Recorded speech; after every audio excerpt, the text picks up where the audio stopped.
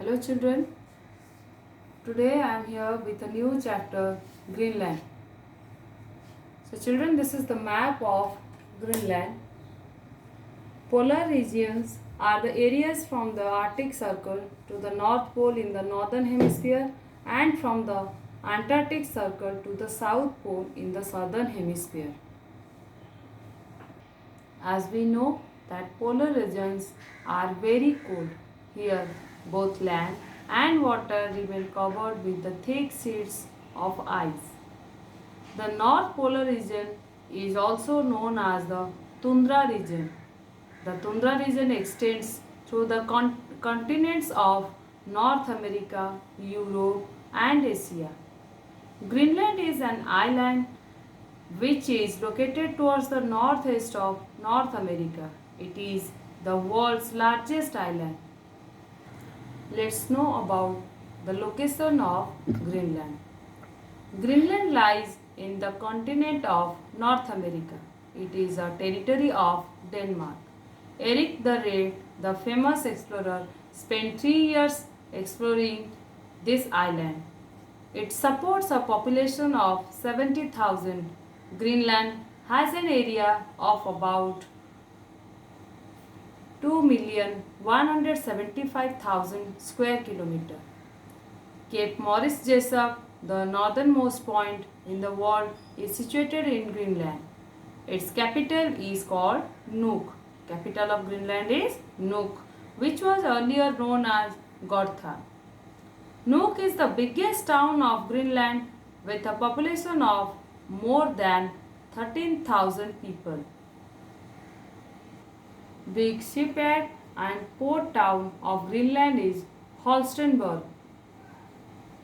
Baffin Bay and Davis Strait separate Greenland from the northern islands of Canada. Once again, what are the Baffin Bay and Davis Strait? They separate Greenland from northern islands of Canada, and Holstenborg is a port town of Greenland and has a big shipyard. Let's discuss about the history of Greenland. Greenland, as we know, it was found by Erik the Red in about 981 AD. Greenland was captured by Denmark in 1380. It became an integral part of Denmark in 1953. In 1979, Greenland won the Home Rule and a full integral self-government was attained in January 1981. Now let's learn about the land surface of Greenland. Greenland is a low plateau surrounded by coastal mountains. The mountains are always covered with thick snow. This ice covering is known as ice cap. During spring, bits of ice cap break up from the main mass of ice and fall into the ocean. These floating blocks of ice are called icebergs. They are very dangerous for the ships. In the year 1912, an ocean liner called Titanic sank after hitting an iceberg.